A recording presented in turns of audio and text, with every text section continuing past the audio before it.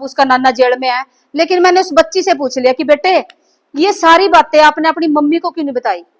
बोले madam mummy ने कभी पूछा ही नहीं, मम्मी ने कभी समझाया ही नहीं, और मेरी मम्मी रील बनाती है। बेटे रील रील और रियल लाइफ में जमीन आसमान का अंतर है। रील बनाने वाली बहू किसी को पसंद नहीं है, रील बनाने वाली माँ भी किसी को पसंद नहीं है, रील बनाने वाली बेटी भी किसी को पसंद नहीं है। ये सब एक दिखावा है। प्लीज देखो, इस रील की वजह से उस बच्ची की जिंदगी खराब हो गई है। क्योंकि जब भी वो अपनी मदर को बताने के लिए जाती थी तो उसकी मदर बोल देती चल दूसरे कमरे में बैठ के गेम देख ले और मेरे को रील बनाने दे। इतनी रील्स है उसकी, इस पे हमने आईडी पे देखी। पर उस बच्ची की अब वो रोती है, कभी हमारे पैर पकड़ रही, कभी रो रही है जोर जोर की। अब क्या फायदा भाई? इसलिए बेटे अगर आपको कोई ना पूछे, क्योंकि आज के समय में माँ बाप बिजी है, ध्यान रखना इस बात का, माँ बाप बिजी है बेटे। और अगर माँ बाप के पास समय नहीं है पूछने का, बताने का, तो एज ए आप मेरे को ये मत सोचना एज ए पुलिस ऑफिसर या मैडम आई है थाने से आपको बता रही है। एज ए मदर मैं आपको समझा रही हूँ, क्योंकि मेरी भी बेटी है और आप भी मेरी बेटी जैसे हो, ठीक है ना? अगर आपको कोई भी नहीं सुनता, मैं आपकी सुनूंगी, और जो मैंने आपको बातें बताई हैं प्लीज उन पे विश्वास करें। मैं आपको ये चीज बताना नहीं चाहती, लेकिन मेरे पास सगे भाई का सगे फादर का भी केस है।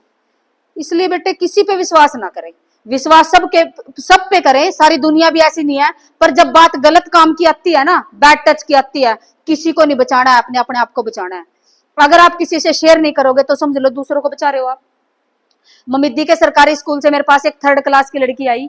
उसने बताया कि मैडम मेरा भाई नशे करता है दिन रात, और मेरी मम्मी फैक्ट्री में काम करती है, मैं यूपी बिहार की रहने वाली हूँ, और मेरा भाई मेरे को गलत चीजें दिखाता है फोन में और कहता है तो गेम है। गलत चीजें दिखाना भी गलत है बेटे, उसके बारे में भी आपने शेयर करना है। मैंने इसके माँ बाप बुलाए और बच्ची को सेव किया गया।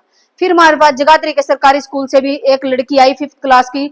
बोले मैडम मेरा भाई नशे करता है, माँ बाप फैक्ट्री में काम करते हैं, और मेरा भाई मेरे साथ बैड टच करता है, गलत चीजें देखता है और बैड टच करता है। तब उसके पेरेंट्स बुलाए गए, उस बच्ची को सेव किया गया। 1500 लड़कियों को हम बचा चुके हैं, 20 हमारी FIR हो चुकी है, उसमें से एक FIR में 20 साल की सजा भी हो चुकी है, जो अवेयरनेस के दौरान लड़की आई है। एक लास्ट केस के बारे में बताना चाहती हूँ मैं आपको, जो अवेयरनेस के दौरान, केस बहुत है बेटे, लेकिन मेरा मेन मकसद आपको बताने का ये है कि प्लीज शेयर करें जी, शेयर करोगे तभी बचोगे। मेरे पास एक 8वीं क्लास की लड़की आई पानसरा के स्कूल से। उसने बताया कि मैडम मुझे नहीं पता था ये गुड टच बैड टच के बारे में, गलत काम करना, गलत चीजें मुझे किसी ने बताया ही नहीं, क्योंकि मेरे फादर नहीं है और मेरी मदर अनपढ़ है, वो खेतों में काम करती है। हम 6 बहनें हैं टोटल, और 5 की शादी हो गया मैडम, और मेरे साथ ये 4 सालों से हो रहा है। मैं भी सुन के हैरान कि बच्ची 8वीं क्लास में, मतलब जब आप 4th क्लास में थे? बोले जी हाँ जी। हमारे पड़ोस में एक दुकानदार है, जब मैं दुकान पे 4 साल पहले सामान लेने के लिए गई शाम को,